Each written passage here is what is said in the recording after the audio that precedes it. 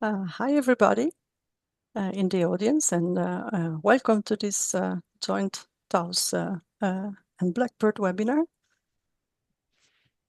We're going to show you tonight how TAUS automated quality estimation and post-editing can be easily used within the Blackbird orchestration platform so that no further integration setup is needed at the user side. But before we dive in a bit in the core of the webinar, let's first meet the speakers.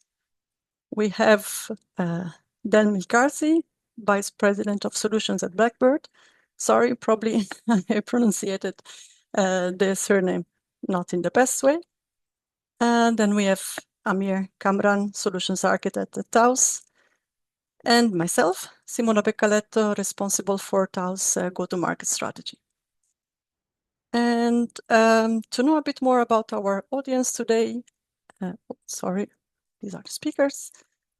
We are also curious to know a bit more about our audience today is composed and how familiar you are with TAUS EPIC, of course, which is our combination of quality estimation and automated post-editing, and Blackbird. So we have a quick poll running, which you should see already running on the screen. Well, if you can fill that in the meantime, we will share the results just in a little bit. And as a last housekeeping note, if you have any questions, you can just type them in the Q&A area in Zoom, and we'll get to them at the end of the webinar. So yeah, now then over to you to introduce Blackbird and the platform that we're going to see in action in just a little bit. Great, thanks. So Blackbird really has 6 core pillars that we truly believe in, and the first one is connectivity. It makes sense that the first one is connectivity, because Blackbird's role as a content iPaaS is the essential element, right? It brings together every system involved in multilingual content operations. So it brings together your content management system, it brings together your translation management system, AI platforms such as TAUS, and many, many more. And it becomes the backbone of your entire tech ecosystem. From there, we also believe in interoperability. It's the principle that ensures that data and tasks and workflows and content can flow cleanly across all of these tools and they understand each other. And you don't have to worry about file conversions and making sure that these systems know how to speak to each other. Under the hood of Blackbird, we just take care of that for you. Uh, what we are is an orchestration platform as well, right? So it's the heart of what we do is enabling teams to map and automate and consistently execute complex processes across all of their environments. In fact, if you're not sure what our name means as Blackbird, they're migratory creatures. They connect continents and ecosystems, and that's what Blackbird does, and that's what we believe in as well, is how we can connect and have these systems work well with each other. So Blackbird is meant to provide visibility and the controls needed to do your content operations at scale. And so part of that is introducing all the new AI that is possible, machine translation tools, LLMs, RAG, and of course, while we're here today talking about TAUS and EPIC, and that allows you to enrich your content, analyze your quality, bring contextual intelligence into every step of your content operation processes. And this is how automation becomes not just faster, but smarter.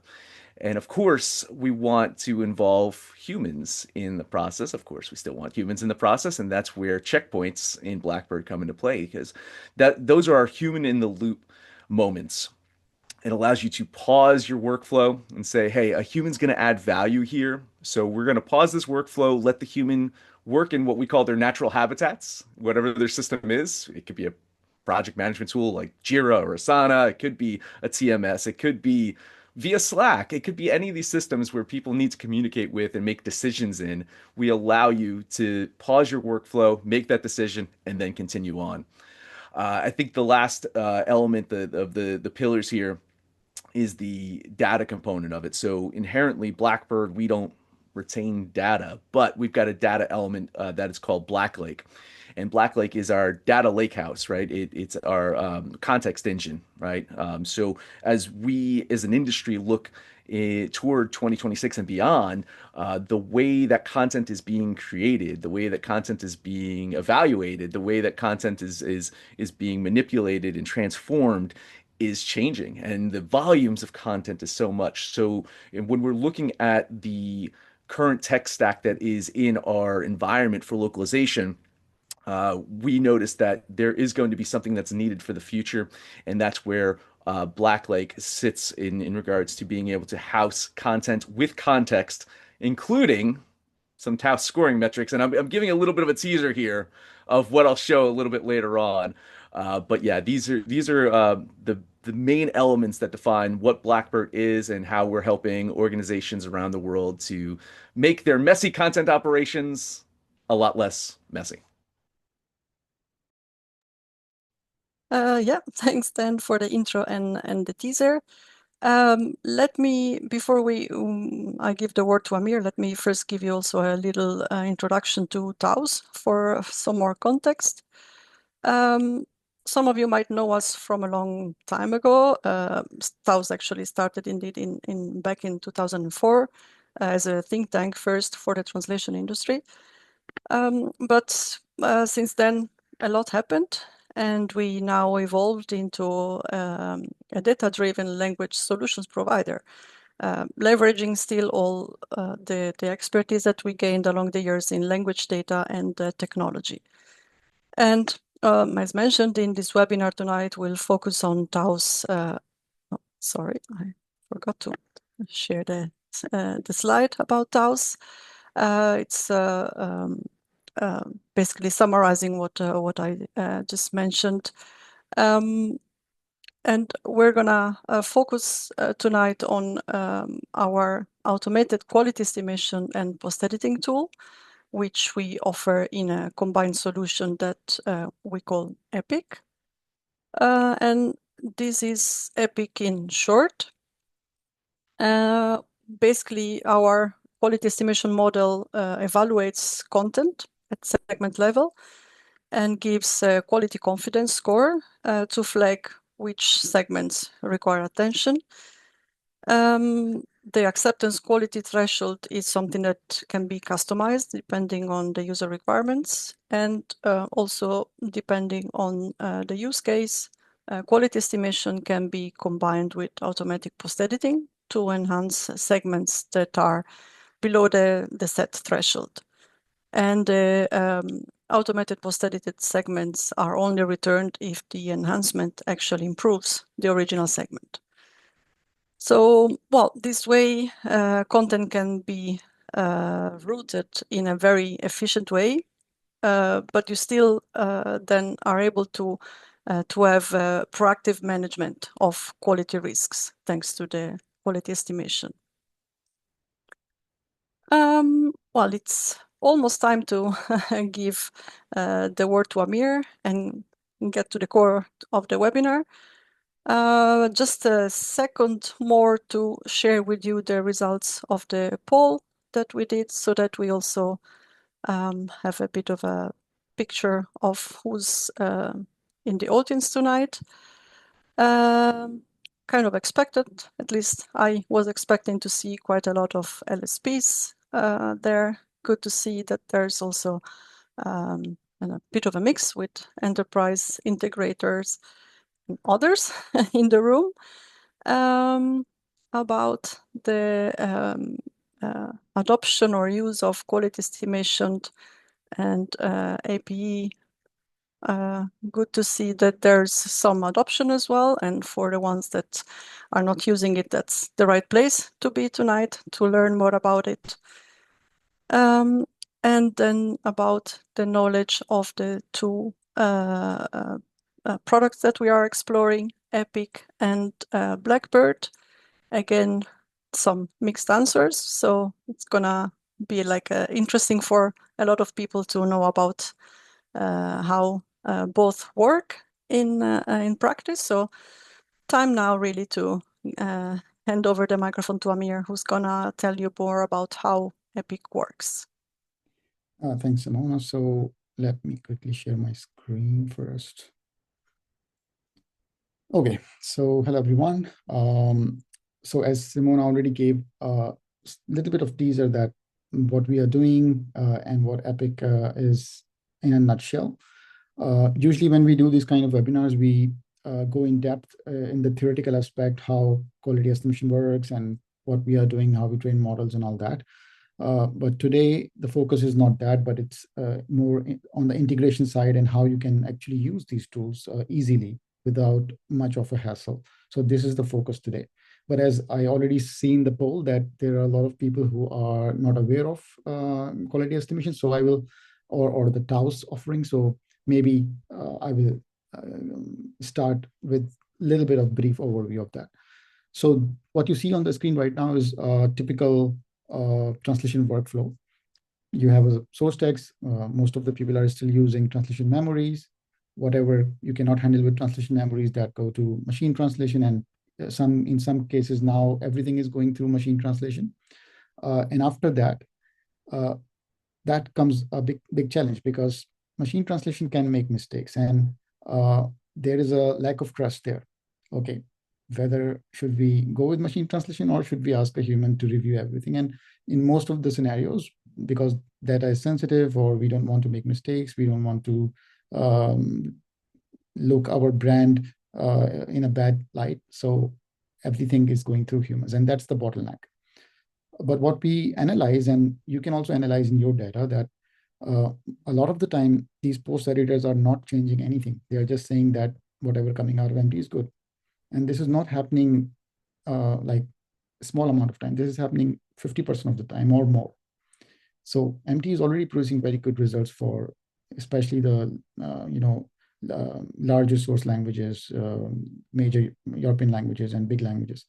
So for those languages, if we can already identify which of the segments, which of the translations that are coming out of MT is good enough, then we can actually make this workflow much better. And this is exactly what quality estimation can do. So in this next workflow, what you are seeing is that we can put another component in the workflow right after the machine translation. And now every machine translation is, rather than going to human, is going through a machine, a model, which is assigning a score to that model. It's a confidence score, which is telling you how good the translation is, whether it's good enough to go to production or whether you need to take an action on that. So it can work like a filter. So now if 50% of the translation is good, you don't have to send it to human, and you can save a lot of cost there, not only cost, but also time. So it's efficient, and it's reducing the cost as well. And furthermore, if I know that something is bad and I can send it to a human, why not then use the power of large language models to maybe fix some of the easier problems? So most of the time it's like stylistic problems, or maybe a spelling mistake, or some words missing. Maybe LLM can fix that. So we have this whole workflow defined in the EPIC API, where we first check the quality. We see whether the quality is good or bad. If the quality is bad based on a threshold that the client can adjust, we can send it to an LLM. And we can use all the context that you can provide, your translation memories, your style guides, your contextual materials, and then ask LLM to rewrite that based on all the context. LLM can produce something. Still, LLM is a machine. We don't know whether it is doing a good job or not. We trust more on the models that we have trained for quality estimation. So we will just check again whether something that is coming out of LLM is good or bad. And if it's good, very good. We can save more money out of that, because now again we don't have to send it to human. And everything that is coming out as bad, and in our experiments, we noticed that it's about 20 to 25% of the whole data. So you can actually save up to 70 to 80% of the cost. And the rest of the thing that is left, that can go to the human. And now humans don't have to do the trivial job of clicking yes and no. They have to really do something there. So this is the meat of the problem, where humans can use their intelligence, their experience, and their linguistic expertise to solve things and to improve the translation. And so this really works very nice. All of this is very good, but how to use this? Can you just take it and integrate into your workflow? Because I know that most of the people are using some kind of translation management system or content management system, or they already have their own tools available. So of course, if you want to use this, you have to integrate that, write some code. You need to have some kind of developers available in-house, or maybe you need to see whether integration is available in the tools that you are using. So that's sometimes become the bottleneck and the bigger challenge, that, okay, how to integrate this. If you know coding, if you have in-house developer, then of course you can go and write code about this. But just to maybe add this one component, there are so many things you have to do. So you have to first understand where the data is coming from. Then you need to understand the TAUS EPIC API. It's a very simple API, but still you have to write some code to send the data to us, and then get the scores back and parse that, and then filter your content.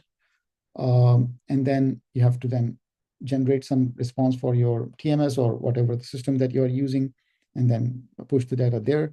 So even if I talk about a very simple scenario, this is the kind of code I have to write. So you can see on the screen, it's quite a lot. So it's not easy to handle that.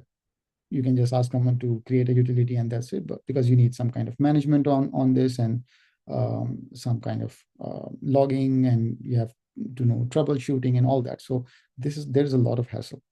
Yeah, we can always integrate things into TMSs, but there is a lot of bureaucracy involved. There is a lot of development time involved. So if we start from today, it can take 6 months, 1 year for a fully functional plugin in a TMS system.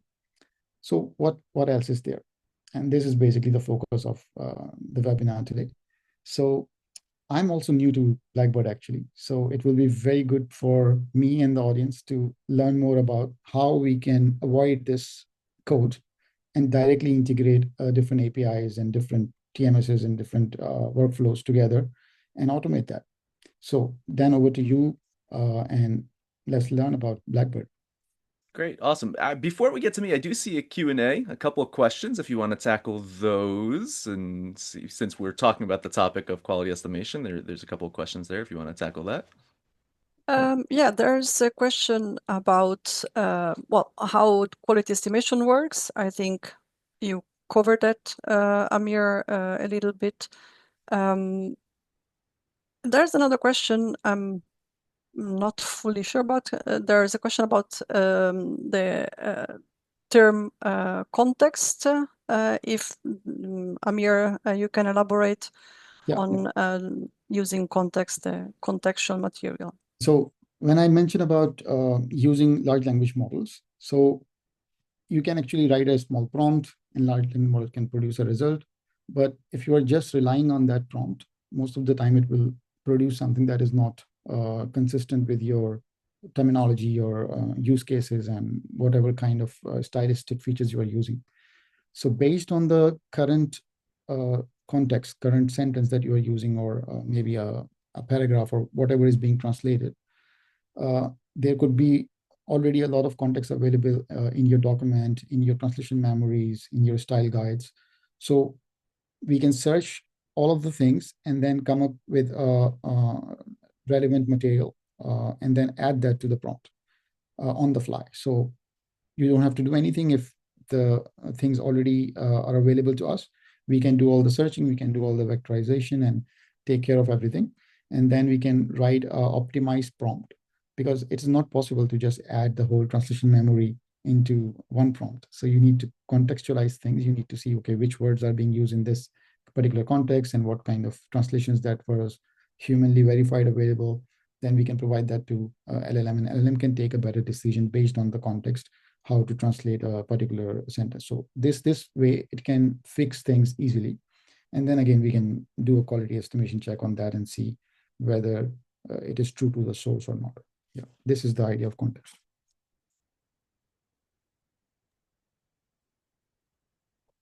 Great. Yeah, think this also kind of covered. There was a follow-up on the context bit, but I think it's indeed just the last bits of what Amir said are covering this. So yeah, time for Blackbird. Then over to you. Great. Yep. All right. Amir, if you want to stop sharing your screen, I'll start sharing mine. Yeah. Okay. Let me see. I think you can already share it. It's yelling at me. It's I saying think that you someone can else is probably. already sharing it. All right, here we go. Great. Thanks. Excellent. So I already covered why we're called Blackbird. So what you're going to notice right off the bat is just many bird references here. So we have something called birds. Those are our workflows. When our birds are processing, they're taking flight. We can store our birds in nests.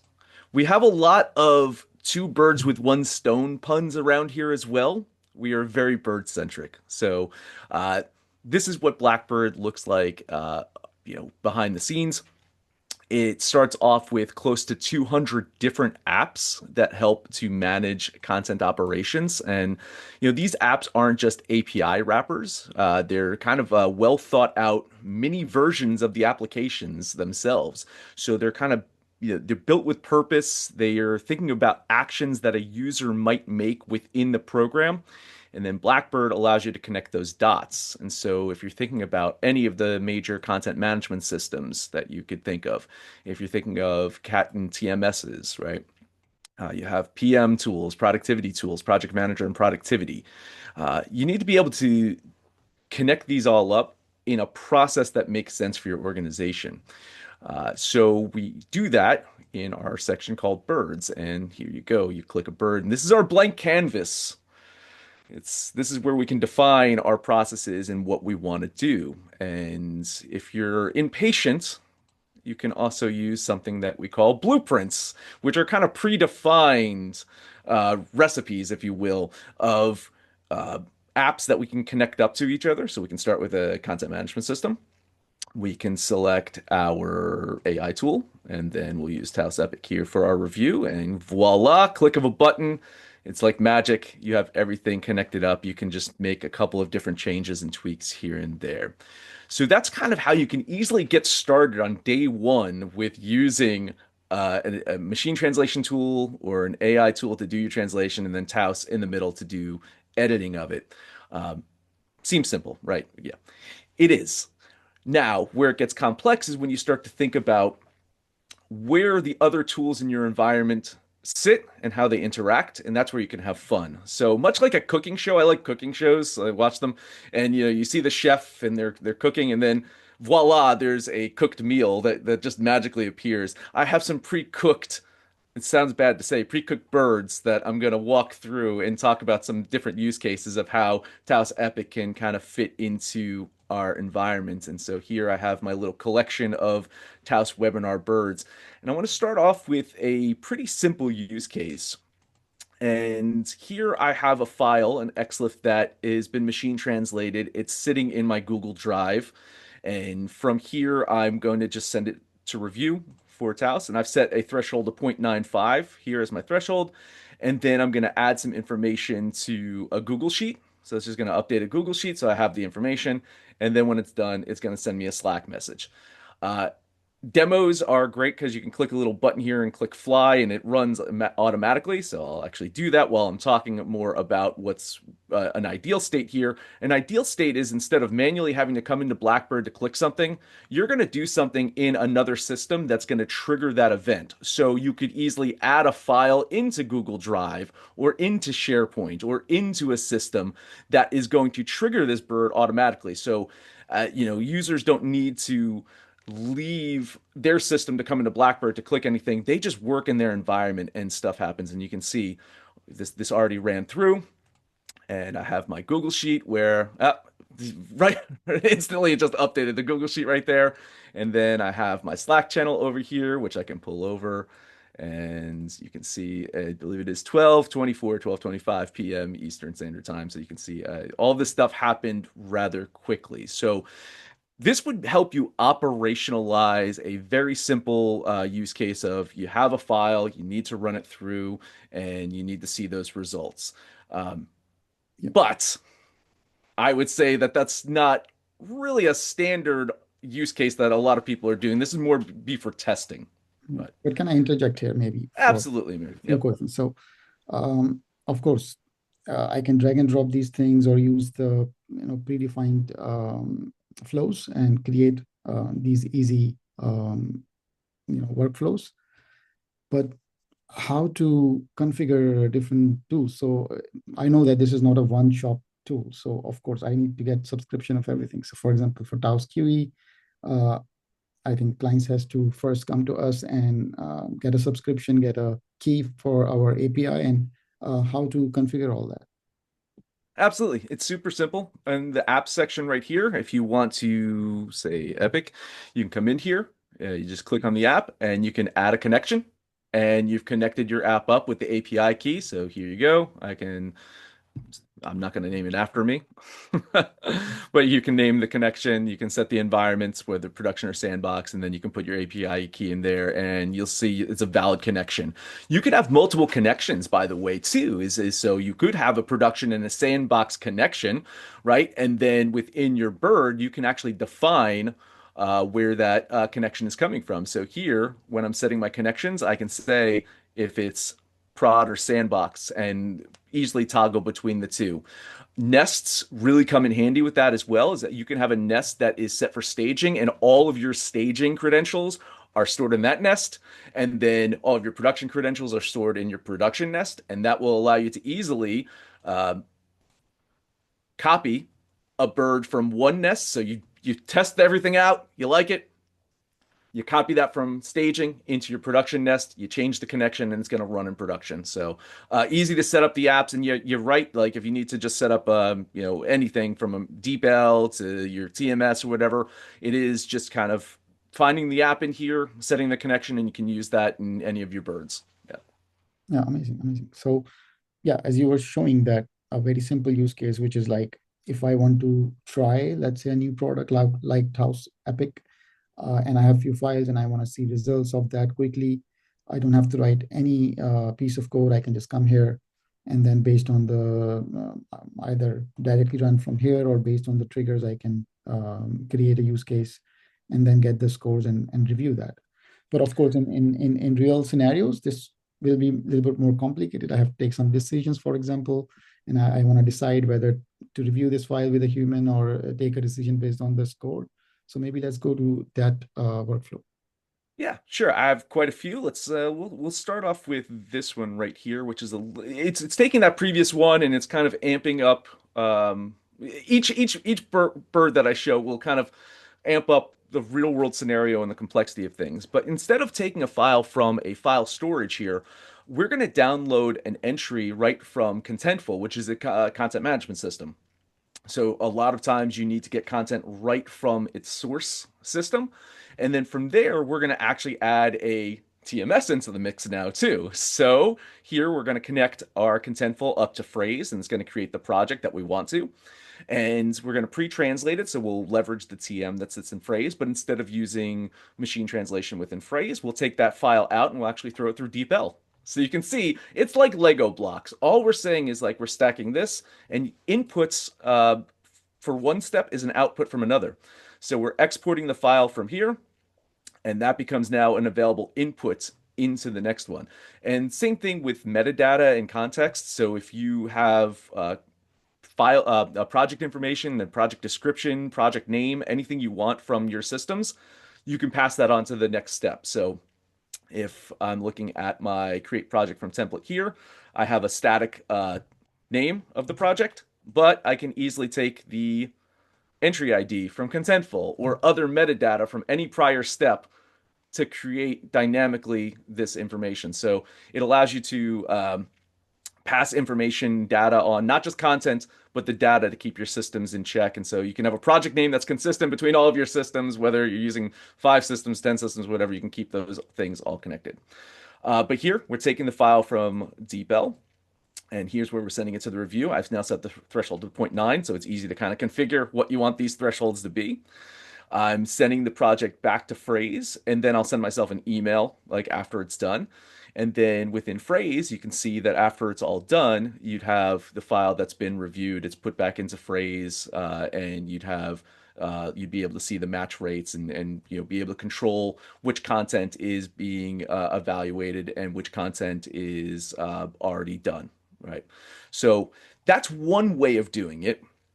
But I just want to show another way of kind of using conditions within Blackbird instead to to make this determination. And from here, I'll use this one where instead of phrase, I'm using MemoQ as my cat tool here.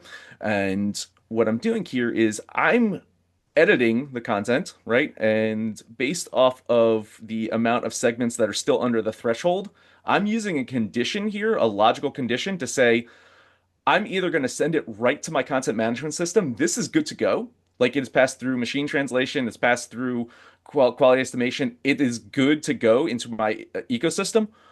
Or if it's not there yet, then I'm sending it back to my cat tool for the human in the loop. So this gives you two kind of ways to control costs or process around the quality of the translation. You can either send it right to your TMS and still have the review happening there. And once that review is done, publish the content and then send it back to your content management system or whatever system you need to.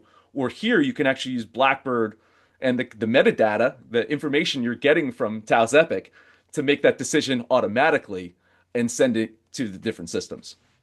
So one more question here, because I can see it says XLIF file, and I know that different systems actually can produce different kinds of files. So do I have to do any conversion, and how that is taken care of? No, Blackbird, we kind of pride ourselves on interoperability. So under the hood, we are converting files. We're actually taking all this messy content from a CMS and we're creating a file that could work with any LLM, with any TMS, and then interchanging files between systems. We're taking care of that file conversion in the background. You do have flexibility, like anything, you do have customization or configurations you can make to different steps here. So even within DeepL, you can actually determine the output file handling or even the file translation strategy. You still have controls if you want to, but you don't have to do any file conversions yourself. You don't have to stop your process, take something out, put it back in. Blackbird will handle all of that for you. Yeah. Mhm. That's good. Great. So I have a couple more. You guys want to see a couple more Yeah, I examples? think yeah, let's see something more complex. Okay, great. So I have this one, which is including Taos, the edit, right? Yeah. So same thing here is we're doing this, and instead of reviewing, we're editing. Okay. What I'm going to do instead, though, is we want a human in the loop to then review the content that is coming out. So this is what we call a checkpoint. This is a pause point in a workflow where we're going to wait for another system to send us a trigger to continue the workflow. So this gives you the ability to have multiple systems waiting for each other in the same workflow. You don't need to build one workflow that runs it, one workflow that waits for the status change, one workflow to deliver it. You can manage a very complex workflow using these checkpoints. And how this works is if I show you my flight history right here, is we have one that is running, right? So, and the flight history is great. You get all of the metadata and all the information. You can see kind of like an audit trail. And with all of this, same thing, if you want to send it out to a Google Sheet or if you want to use the Blackbird API to get more information or content from your flights, you can do that as well. But as we go through this, we're seeing step by step what's happening in each step, the inputs and the outputs. And now we have our bird that is just fluttering its wings right here. It's waiting. So it's not going to continue this automation until we go into phrase and we deliver this project and we say that the human has reviewed it and it's good to go. So that gives you that control. So, a lot of this is risk mitigation, right? Like what your comfort level is. Some content you might want to orchestrate and send directly into your website, low risk. Some content you would want that human in the loop. This allows you to, using conditions and using checkpoints, to manage that in one workflow. And in fact, if you wanted to, you could easily take this workflow, the same workflow, and right now I'm handling one language. You can use what's called a loop and loop through numerous languages. So if you wanted to have a multi-language workflow that handles all of your website content, you can loop through all of the languages in the same workflow. You don't need a bird for every single language. You can kind of manage it here. And even within a loop, you can still add conditions within a loop, right? So decisions within a loop. So you can even, if the language is Dutch, send it this way. If it's German, send it this way. You can still process multilingual content in a variety of different ways in the same workflow. Yeah. That is great, actually. So another question I have is regarding failures. So if something fails, then what happened? It happens from time to time, as you can imagine. Yeah. And so you can see we have the different statuses here, and you can see show failed flights, right? So you can see here, you can actually go into these failed flights and you can see, what the error is and how to mitigate against it. You can also set up notifications within Blackbird that you will get pinged from Blackbird via Slack or via email or whatever it is to say, hey, this went wrong in this flight and help you troubleshoot it. So we give error messaging to be able to help troubleshoot what's going on in the different systems. As I mentioned, we handle all of the file conversion and interoperability between the systems, but still some systems might be very finicky in the one that they accept. That's why we give you the option to kind of toggle between how files can be exported out. So again, you don't have to do the file conversion, but you might come across a system that just doesn't like your flavor of xlif, and then you just kind of toggle and change a setting, and then you can accept it through the parameters. And that's what's happening in that failed flight right there. All you do is just change a setting in one of our other actions, and then it passed it through successfully. But yeah, so anything that fails, you have a full kind of like audit history and audit trail to see these things. I say this: you're experimenting a lot, you're going to fail a lot. So and then you're going to learn a lot from those failures. So but you can also automate any of the communications to your preferred communication channel if something should happen. Yeah. Yeah, that is great. Um, so I Oh, know that. sorry, Amir, just sorry to interrupt you, but there's a question about the loop feature that Dan you showed, so Yep. maybe good to answer this now. The question is, do you need to build the TAUS loop, such as if QE is low, do a post editing and QE again, or is it already in Epic? I So think. yeah, it's already within Epic. It's already within the app. It kind of handles it inherently in there. But same thing, if you want to define your process where after the humans reviewed it, you want to run it through and look at and run it through Epic again, you could add that into the mix. But right within the app itself, it's going to handle that process of reviewing, editing and reviewing, and then sending the final content onto the final destination. I think so. One important thing is that for TAUS Epic, everything is based on segments at the moment. We are still working on maybe document level translation and quality estimation, but currently everything is segment based. But of course, there is a batch processes available, so you can send multiple sentences together, and then you can get scores of each sentence back. So when we are talking about Blackbird, for example, it can automate that very easily. So it can deal with the files. So you can even define a workflow where you can take a decision on the whole file. So for example, you can send the whole file for TAUS QE. You will get a scores for each segment, and then you can see how many segments need post editing and how many don't need post editing. And maybe if you have some kind of threshold that if this percent of the file is good, then I don't have to do anything. You can do file-based decision as well. So that's very easy to orchestrate. But most of the time, we know that in translation scenarios, uh, decisions are based on the segments, and you are taking a segment by segment decision whether to edit it or not to edit it, and what to do with it. So it's very easy here in Blackbird to do different kind of things based on these workflows. Yeah. Have one more if you don't mind, I just show one more thing, just real Yeah. quick. Is I mentioned it earlier. We have our product Black Lake, which is our data layer, our data lake, and the way that this works is, we are storing, of course, the content that you're getting from your different systems, whether it's a content management system or a support system like Zendesk or whatever, and we help to store the content. But content is only as good as the context. We were talking about context earlier, and this is our way to circle back to that, to the context around it. And some context that we might want to store, some metadata, could be how we've evaluated our translations with TAUS. So Black Lake allows you to, let me go to my lake over here, go into what the content looks like in the real world. So this is a very simple one. Like, if we looked at a more complex one, we can look at something like this. This is what it looks like inside Contentful, right? But allows you to go in here and track like history of things. My other example over here, I believe this was Dutch, right? Is I have also sent the quality scores from Taos to be another layer of context in here. So it's not just visual context, it's not just style guide context, but also how your translations, the quality of it as it is in the real world. Because that's what's important to Blacklake. Blacklake is a representation of your content as it exists in the end system. So if you make a change in Zendesk or make a change in Contentful in your systems, Blacklake's going to understand that and pick it up immediately and keep it in synchronization.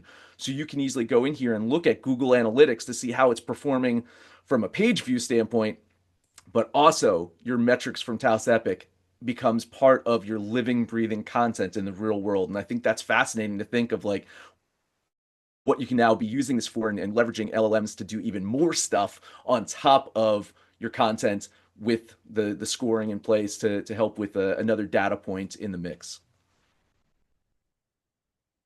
So before going to maybe the audience questions, one last, maybe a more complicated question. So because I understand how things works, and I know how to program things. So when I see this, it's amazing. I don't have to write any line of code, and I can do a lot with any tool that I want to. I can integrate that. But if I see something that is not there, do I have to contact Blackbird to create something, or I can just create it on my own? I can add an app on my own. I can add a new connection on my own. How does that work? That's a great question here. So we pride ourselves on being a product that could be no code, low code, or for developers as well. So we have an SDK that makes it very simple to launch your own apps. You can actually go into your own private My Custom apps and launch your internal apps that sit inside your environments within Blackbird as well. So if you have a couple of scripts that you've built in Python or something like that, and you want to then convert them into a small little app, you can do that. It can sit inside your custom apps, and then it becomes part of the Blackbird environment just for you, right? So you can interact with it and do these automations as well. But again, we run the gamut of our end users. I'll tell you this. Listen, I started at Blackbird, and then the following week I had to do a conference and I had to demo Blackbird. So within 7 days, or less than 7 days, I was out there building birds and showing demos and so forth. So if you don't have a coding background, you can go in there, you can build birds, build automations.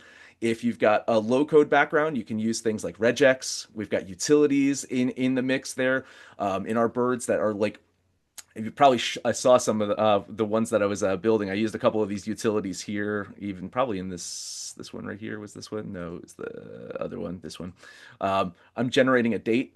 I'm getting the file information. Like, you can use these utilities as little, like, look engineers in a jar. But if you've got regex skills, you can add regex. You can parse things to the CSV and so forth. And then if you are a developer, if you want to build your own apps, we make it very easy to launch new apps in the environment and interact with them as well. Very good, very good. Yeah. Thanks, guys. We are reaching really the end of the webinar. I see that there's still one question. It's quite a detailed one. So let's see if we can quickly reply. So the question is, given a full XLIF project retrieved from a TMS with a distribution of 100% matches, fuzzies, and new words pre-translated with MT, how is the identification of segments that need to go to TAUS? So only the empty segments, for example. Do we set that up in a configuration step to extract segments given their empty attribute? They return with quality estimation score, and then another step rebuilds the XLIF with the annotated scores, or there's a preset tool to do this. So I can speak on the Blackbird side. You can be able to configure how you want the different segments to be treated, whether you want which segments to be passed out to machine translation or the other steps. You can have configurations there that allows you to do that. Since we are working on a segment by segment basis, you can upload a file, but we're still working on a segment by segment basis. You would have controls within Blackbird to help limit, or I'd say curate, it's a better word, curate the content you want going to TAUS, and then still have the metadata within the XLIF, since, I mean, XLIF is the major standard here, that you can actually open up an XLIF if you wanted to and actually see the information, the comments, and so forth. Or as it hits your CAT tool, only the segments that went out for review or to machine translation or review or whatever, would have those scores and comments within your CAT tool. So that's how Blackbird works. You can kind of configure a lot of these things throughout the different steps of your process. Great. That was right on the clock. Well, we are just 1 minute over, but oh, there's one message in the chat. Well, I think the best would be probably to then take any more question or comment that we haven't been able to clarify in the webinar in a later stage. Let me just share some contact information so that anything that might also just come up after the webinar, you can just drop us both a note, and we'll be happy to get back to you with all the information needed. Well, for now, thanks everybody for the nice conversation and all the scenarios that you've run, and thanks to the audience for the questions. And well, have a nice evening, afternoon, rest of the day, everybody. See you in the Thanks, next everybody. webinar. Thank you. Thank you. Bye-bye.